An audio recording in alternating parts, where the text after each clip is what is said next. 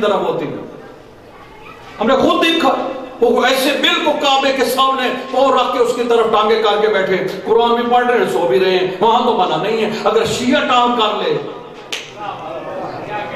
جبکہ شیعہ ٹانگوں کا حکم ہی نہیں ہے, اللہ کا حکم ہے وجو وجھ وجھ فَوَلُّ وَجُوهَكُمْ, تو تمہارے چہرے, اللہ تمہارے چہرہ دیکھنا چاہتا ہے, پیر نہیں. اس لیے کہ بندے کی معرفت چہرے سے ہوتی ہے, پیر سے نہیں ہوتی. آپ نے کسی کو پہچاننا ہے, چہرے سے پہچاننا. اس لیے حکم ہے کہ قبلہ رخ بیٹھو, قبلہ رخ جتنا زیادہ سے کھانا کھانا تو قبلہ رخ بیٹھ کے کھاؤ. ذہن میں اگر قبلہ ہے نا, وہ بیٹھنا برکت ہو جائے. آپ نے کسی کے گھر میں بیٹھنا ہے, چار پائی میں ایسے بیٹھو کو قبلہ رخ بیٹھو, اس کا فائدہ کیا کرو کہ جب اللہ کا حکم ہے کہ وہاں تھوکنا نہیں, تو آپ اگر بیٹھیں گے تو تھوک کوئی آپ آگے کرتا ہے تو کیا کرتا ہے, سائڈ میں کرتا ہے نا. مثلا یہ کس طرف قبلہ ہے, قبلہ ادھر ہے, ٹھیک ہے جی, آپ اس طرف ہم بیٹھے ہیں تو چار پائی پہ, تو جب آپ نے تھوکنا ہے تو آپ بیک سائڈ پہ جائیں گے تو خود بخود تھوک پیچھے آ جائے گی. تو اب جو قبلہ کی طرف سر کرتے ہیں اور سو رہے ہوتے ہیں, وہ رات کو جب تھوکتے ہیں تو کدھر تھوکتے ہیں, تھوک پیچھے پھینکتے ہیں نا. اب صبح اٹھے ایسا ہے کہ نہیں, ادھر کی بات نہیں, جھنگ کی بات کر رہا ہوں. یہ جائز نہیں ہے, توہین ہے. حضور نے فرمایا جس نے کعبہ کی توہین کی اس نے اللہ کی توہین کی, کیونکہ اس کی نسبت اللہ کے گھر سے, اللہ کے گھر کی نسبت اللہ کی ذات سے ہے. یہ تھوکنے کی بات ہے.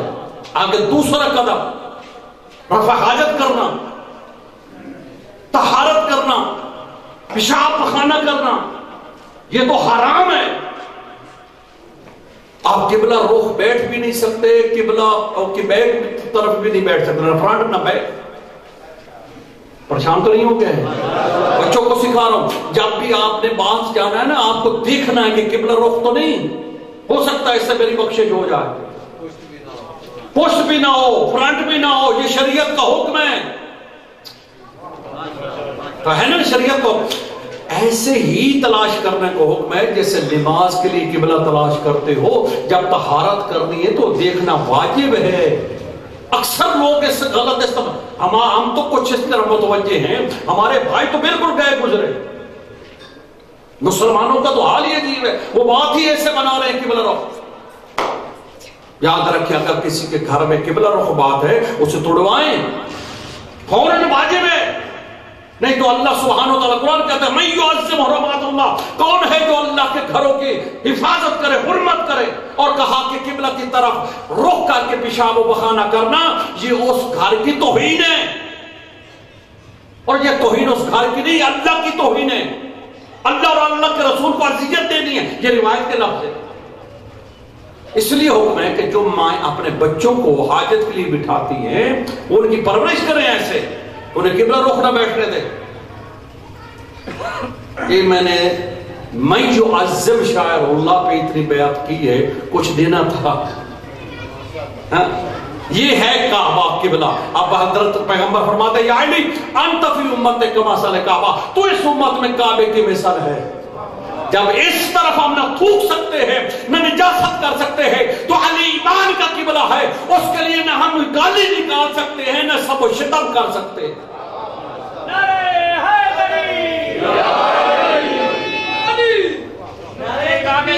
اللہ اکبر.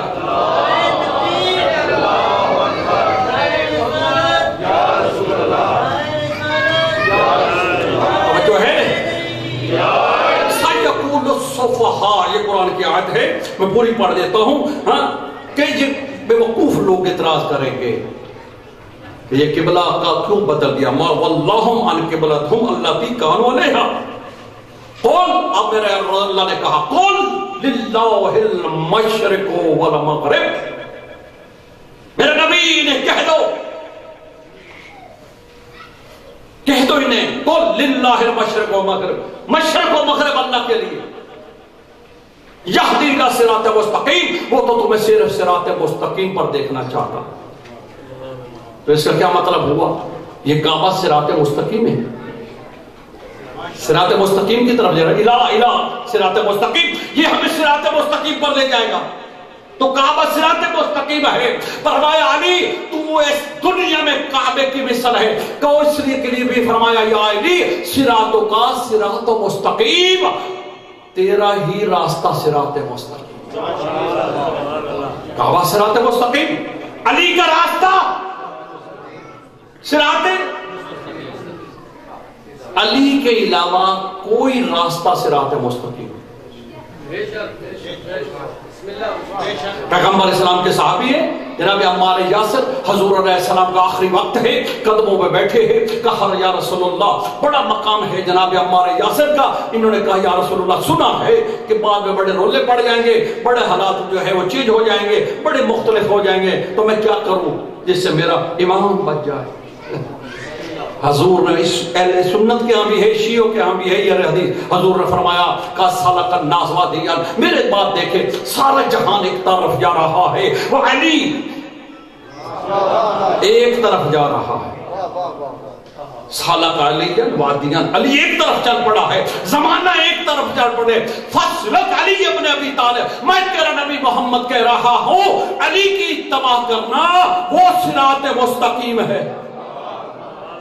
علی کو پڑھنا، علی کی پیروی کرنا، علی کو سمجھنا، اس لیے کہ علی کو میں نے ایسا علم عطا کیا ہے جیسے پرندہ اپنے بچے کو دانا دیتا ہے۔ اس لیے فرمایا عالم علی ابن ابی طالب امتی، عالم علی ابن ابی طالب، اقصی علی ابن ابی طالب، اشجع علی ابن ابی طالب۔ میری امت میں سب سے بڑا عالم علی ہے، میری امت میں سب سے بڑا قاضی علی ہے، میری امت میں سب سے بڑا شجاع علی ہے۔ توجہ ہے، علی کی مثال کعبے سے ایسی ہے، کعبے کو رخ دکھائے، وہ بھی کافر ہے جو علی کو نہ مانے۔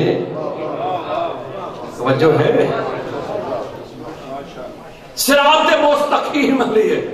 اب آپ مسلمان سارا جو کیا کہتے ہیں صراط مستقیم، صراط اللہ دینا، سب مل کے کہیں، میں سانس لے لوں، اس کا کیا معنی ہے؟ ان لوگوں کا راستہ، بولے بچوں کو جن پر تیرا، یہ تو نہیں کہا اللہ کا راستہ، ہائے ہائے جملہ نہیں دیا آپ لوگوں نے۔ ہم سورہ فاتحہ میں کہتے ہیں ان لوگوں کا راستہ، تو کچھ لوگ ہیں جن کا راستے کی ہم خواہش کر رہے ہیں۔ خود اللہ کہہ رہا ہے کہ میری نماز میں دعا کرو، اللہ کا راستہ وہاں نہیں نظر آ رہا، وہاں صراط الذین، صراط اللہ نہیں ہے، صراط الذین انعمت۔ کچھ لوگ ایسے ہیں جن پر اللہ رب انعام، اب تلاش کرو وہ کون ہے جن پر اللہ کا انعام، وہی گھرانہ ہے جہاں محمد مصطفیٰ ہے، جہاں علی مرتضیٰ۔ اس لیے کہ اتنا پھر لگوائے نعرہ، نعرہ حیدری علی حق۔ توجہ ہے، صراط الذین، آپ ایمان سے بتائیں ان سے باہر کر کون ہیں وہ لوگ جن پر اللہ نے انعام نازل کیا؟ جہاں سید الانبیاء کو رکھا، ابراہیم علیہ السلام، کوئی کہے گا نوح علیہ السلام، کوئی کہے گا موسیٰ علیہ السلام، کوئی کہے گا عیسیٰ علیہ السلام، سارے ان کا آپ کا طواف کرتے ہیں کہ یہ سید ہے، سید الانبیاء ہے، سید المرسلین ہے، اس گھر سے بڑھ کر تو کوئی نہیں جن پر اللہ نے انعام نازل کیا۔ جہاں اللہ نے صدردار سید نبیوں کو سردار کو اتارا ہو، اور جس خاندان میں سید الاولیاء کو اتارا ہو، فاطمہ کو زہرا کو رکھا ہو، سید الحسن اور حسین شباب اہل الجنہ کو رکھا ہو، اس گھر کو کہتے ہیں صراط الذین انعمت علیہم۔ نعرہ تکبیر، نعرہ رسالہ، نعرہ حیدری، یہ طرح صراط الذین، یہی ہے نا، اس سے بڑھ کر ہو ہی کوئی نہیں سکتا۔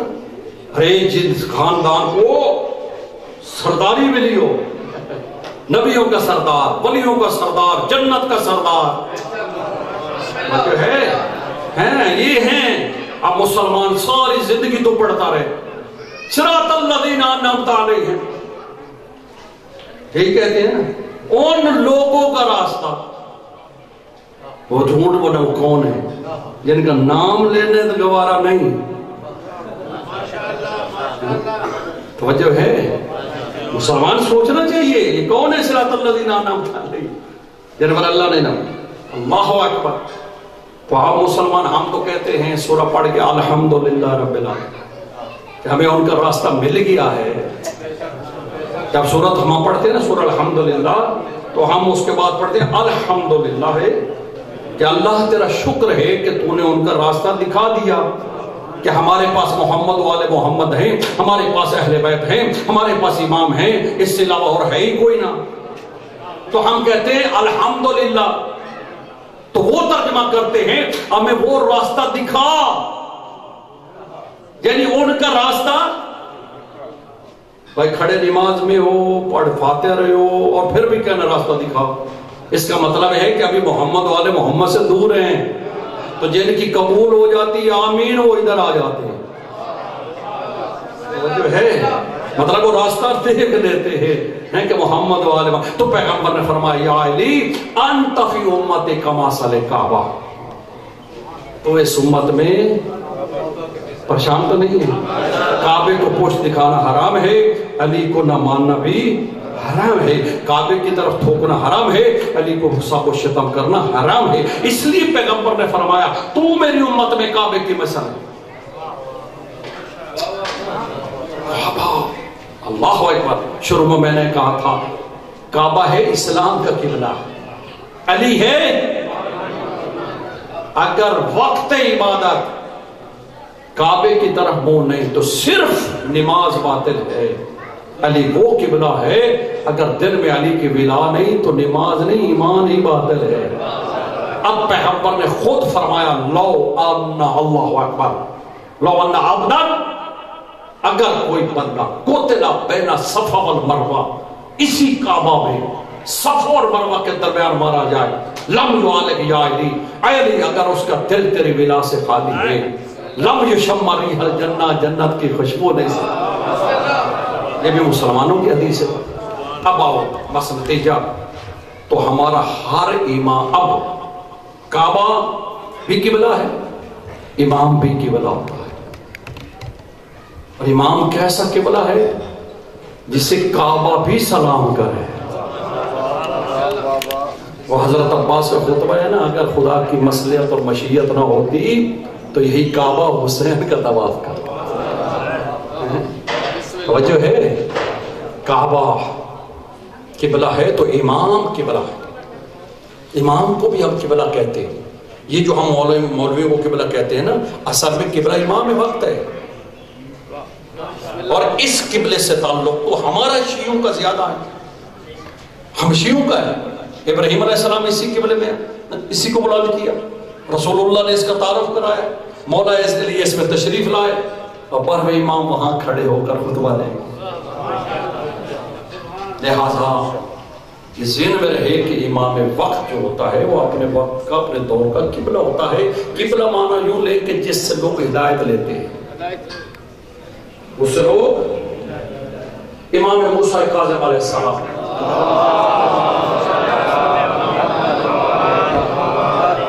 اپنے وقت کے امام ہیں, اپنے وقت کا قبلہ ہے. اگر کسی کو قبلہ کہا جاتا ہے, ہم تو ایسے کیونکہ امام کا کام کرتے ہیں, اسی چکر میں ہمیں بھی قبلہ بنا دی. لوگ کہتے ہیں نا علماء کو یہ نام ادھر سے آئے ہیں.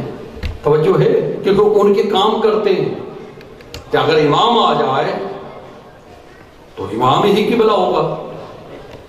آپ نہیں سمجھے, مسجد میں اگر آپ مولانا آج کہتے ہیں کہ اس مولوی کے پیچھے جمعہ نہیں ہوتا تو مولوی کو پیچھے نہیں ہوتا, تو جب امام آ جائیں گے ظاہر تو پاگل ہے کہ مولوی آگے ہو. بولے نا وہ امام تو وہی ہوگا نا, اگر امام آ جائیں تو اسی کو کرتے ہیں. ہم تو چھوٹا مولوی کھڑو تو بڑے کو آگے کر دیتے, ہم تو امام کا انتظار کر رہے ہیں.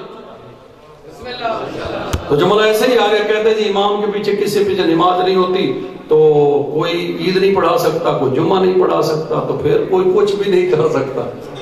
اگر امام اسی نے آ کے کرنا تو پھر نوہ بھی وہی پڑھے, ہاں روئے بھی وہی, ماتم بھی وہی کرے. نہیں بولے آپ. ہاں جو لوگ اعتراض کرتے ہیں نا وہ کہتے ہیں مجلس ہم پڑھیں گے, ہاں مصائب ہم پڑھیں, شاعری ہم کریں, تو مولویوں کی بات آئے تو نماز امام آ کے پڑھائے. بھائی یہ خطبہ بھی امام کا کام ہے, مجلس پڑھنا بھی امام کا کام ہے، لوہا پڑھنا بھی امام کا کام ہے، دین پھیلانا بھی امام کا کام ہے۔ تو جب امام آتے ہیں تو وہ قبلہ ہوتے ہیں جو اسلام کی طرف یعنی اللہ کی طرف ہمیں دعوت دیتے ہیں۔ تو امام موسیٰ کاظم علیہ السلام اپنے زمانے کے بہت بڑے، جس کو اہل سنت نے لکھا، بہت بڑے عالم۔ اب زیادت دیکھیں آپ کہ امام جعفر صادق علیہ السلام کی خدمات کو، اللہ اکبر، کہ امام جعفر صادق نے اتنا کام کیا مدینے میں کہ علم کے دریا بہا دیتے۔ 4000 شاگرد تھے امام، پھر ہر نسل کے، ایرانی، ہندی، عربی، افغانی، افریقی، 4000 چلتا ہوا مدرسہ۔ امام کس نے آگے چلا؟ امام موسیٰ کاظم۔ لیکن امام موسیٰ کاظم اس پر کام کر رہے تھے بابا کے ساتھ۔ 20 سال کی عمر تھی جب امام جعفر صادق دنیا سے گئے، پھر 10 سال خود کام کیا، پھر آخری امام کو قید کیا گیا۔ امام نے اسی نہج پہ کام کیا، لیکن حکومت نے سمجھا کہ اگر اسی طرح اس کو چھوڑ دیا جائے تو امام جعفر صادق اب ہر طرف جعفری ہے، اگر ان کو موقع معلوم مل گیا تو یہ مذہب کتنی ترقی کرے گا۔ بہرحال وہ بہانہ کسی طریقے امام کو گرفتار کریں۔ ایک دفعہ یہ ہارون آیا، میں طواف کر رہا تھا، یہ طواف امام موسیٰ کا بادشاہ ہے، اور اس نے دیکھا کہ مکہ بھرا ہوا ہے، کہیں راستہ نہیں مل رہا، اور جب یہ امام آگے جاتے ہیں راستہ خود بخود ملتا تھا۔ اس نے پوچھا یہ کون ہے؟ کہا یہ موسیٰ ابن جعفر ہے، یہ مدینے میں رہتا ہے، یہ امام جعفر صادق۔ اس نے قریب جا کر کہا تم موسیٰ؟ حاکم وقت ہے، بادشاہ ہے، اور بڑے سخت بادشاہ تھا، یاد رکھیں انہوں نے بڑے سادات کشی کی۔ اندر کہتا ہے کہ میں نے سنا ہے تو لوگوں سے بیعت لے رہا ہے۔ امام نے جرأت والا جواب دیا، یہی سبب بنا کہ اس کے اندر بغض بیٹھ گئی۔ ذرا مجھے بیعت لینے کی کیا ضرورت ہے؟ ہم تو دلوں پر حکومت کرتے ہیں، بیعت کی ضرورت آپ لوگوں کی ہے، جو ہمیں مانتے ہیں ہم مانتے ہیں۔ امام نے ایسی انسنی سنی کر دی اور اس کو فوراً جواب دیا۔ اس نے دل میں، یہ پھر مدینے گیا صرف امام کی خاطر، اس نے اعلان کر دیا کہ ہارون آ رہا ہے، اور اس نے وہاں پہ جناب رش لگوا دیا، کیونکہ یہ بادشاہ تھا بغداد سے، توجہ ہے آپ لوگوں کو۔ مدینے پہنچا، اس نے سارے مدینے کو، جو اس کے کرندے تھے ولی تھے، اعلان کیا، پہلے گھوڑے پہ جا کر خبر دی بادشاہ آ رہا ہے، مدینہ بھر گیا۔ اس نے نا رسول اللہ کے روزے پہ کھڑے ہو کر سب کو سنا کر کہا السلام علیکم یا ابن امہ، اے چچا زاد ہمارا سلام۔ یعنی جناب عباس جو رسول اللہ کے چچا تھے، تو یہ کہہ رہے جیسے آپ کہتے ہیں اے میرے کزن، اے میرے رشتہ دار۔ تو جب اس نے کزن کا کہا نا تو اس نے اپنے طور پہ یہ بتانا چاہا کہ رسول ہماری نسل سے ہیں اور حضرت عباس ابن عبد المطلب کے ہیں، میں عبداللہ ابن عباس کا بیٹا ہوں، تو اس طرح کر کے یہ عبداللہ ابن عبد المطلب کے بیٹے ہیں، تو اس طرح رشتہ جوڑ کے نا سنانا چاہا اس نے بادشاہ نے۔ امام نے وہاں اونچا بول کر کہا السلام علیکم یا ابن رسول اللہ، تو کزن ہے، میں تو رسول کا بیٹا ہوں۔ اس پر اس کو حسد ہوا، اس نے کہا کہ موسیٰ ابن جعفر نے مجھ پہ فخر کیا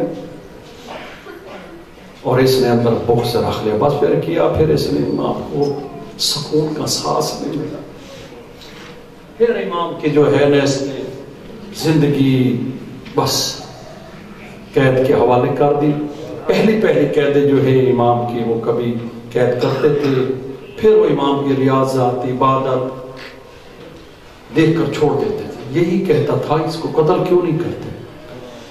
تو وہ کہتے تھے کہ ہم تو دیکھتے ہیں اس نے کبھی، ہمارے پاس کوئی بہانہ ہی نہیں ہے کہ ہم اسے قتل کریں، جب بھی دیکھا یہ تو دعا ہی کرتا ہے، جس نے کبھی بد دعا ہی نہیں کی، جو اس کے پاس بیٹھتا ہے مجبور ہو جاتا ہے۔ ابھی قبلہ پڑھ رہے تھے نا، اس ملعون نے کہا ایک فحاشہ عورت، کہا بدترین زمانے کی عورت کو ڈھونڈا گیا، اور اس سے کہا گیا کہ قیدی کے حوالے کرو، اور باہر نکلے گی تو ہم کہیں گے کہ یہ نعوذ باللہ نعوذ باللہ۔ کیا کہنے خدا کی قسم، جب یہ عورت گئی ہے تو پیچھے پتہ کیا، جاؤ پتہ کرو، تو وہ امام کے ساتھ سجدے میں پڑھ رہی تھی سبحان قدوسان رب الملائکہ۔ فخر یوسف ہے، یوسف علیہ السلام نے اپنے آپ کو بچایا تھا، اس سے نہیں بدلا۔ یہ موسیٰ کاظم ہے، خود کو بھی بچایا اور اس کو بھی مومنہ کر دیا، اور مومنہ اتنی بڑی کہ ولیہ ہو کر مری۔ امام نے، اس نے پوچھا بادشاہ نے، تجھے کس کام کے لیے بھیجا تھا؟ اس نے آ کے بتایا بدبخت انسان، وہ تو منظر ہی کوئی اور ہے، مجھے تو روحانی معراج ہوئی ہے اس سے۔ پھر جب اس نے ایسی باتیں کی، حتیٰ کہ امام نے اس کو جنت بھی دکھا دی، امام نے سارا کچھ منظر دکھایا، لیکن اس نے پھر اللہ اکبر، اس عورت کو بھی انہوں نے کہیں کسی اور شاعر بھیج دیا تاکہ وہ یہاں یہ معجزہ دکھایا نہیں۔ اللہ اکبر۔ امام موسیٰ کاظم، پہلی ان کی کوشش تھی کہ ان کو تبھی موت مر جائیں، نہ کھانا صحیح دیتے نہ پانی صحیح دیتے، اتنی کمزوری آ گئی تھی میرے مولا کے جسم میں کہ کھڑے ہوتے تو بیٹھنا مشکل تھا، بیٹھ جاتے تو اٹھنا مشکل۔ بس سامعین قادر، آگے قبلہ آپ کو مصائب صحیح سنائیں گے۔ زہر ایک ایسی چیز ہے، دعا کرو جب ملے تو کوئی اپنا پاس ہو، نہیں یار روڑ ڈالے مجمع، دعا کرو زہر کوئی دے نا، کوئی اپنا نال بیٹھا ہو۔ زہر اثر دکھاتی ہے، جگر کٹ جاتا ہے۔ حکیم کہتے ہیں کہ زہر کا اثر شدید والا ہے، انسان پانی مانگتا ہے، پانی پانی پانی۔ کیا قسمت ہے میرے ساتویں امام کی۔ اور دوسرا، جب زہر زیادہ ہونا تو پھر انسان تڑپتا ہے، کبھی دائیں گرتا ہے کبھی بائیں گرتا ہے، جب کوئی گرتا ہے اسے سہارے کی ضرورت ہوتی ہے۔ ہائے میرے مولا تیری قسمت، جب زہر ملی ہے نہ کوئی پانی دینے والا تھا نہ کوئی سہارا دے۔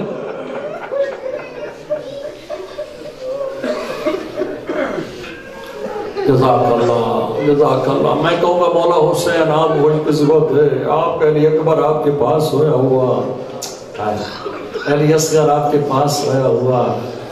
یہ کتنا عجیب ہے، یہ بھی میرے مولا کا ایک دکھ ہے، جس کے اتنے بیٹے ہوں اور بیٹیاں ہوں، کسی کی قبر ساتھ نہیں، کوئی ساتھ نہیں۔ آخری وقت دو شخصیات کا بڑا مشکل وقت گزرا، ایک جناب مسلم نقیل، رونے والوں ہو جب مسلم نقیل پر حملہ ہوا، مولا نے جنگ کی، اللہ اکبر، سامنے آئے، انہوں نے دھوکے سے مولا کو گڑھے میں گرایا۔ وہ مولا کے لیے وقت مشکل تھا، لیکن جب انہوں نے ہاتھ کھڑی ڈالی، میرا مولا کہتا کاش میرے ساتھ عباس ہوتا، آج میرے ساتھ علی اکبر ہوتا، میرے جوان ہوتے، میں دیکھتا مجھے زین سے کیسے۔ یہی مقتل، یہی اللہ اکبر واقعہ جناب امام موسیٰ کاظم کے ساتھ آیا، جب زہر ملی اور کہا کاش میرے بیٹے اب جوان ہیں، کاش میرا بھی کوئی بیٹا میرے پاس ہوتا، مجھے سہارا دیتا۔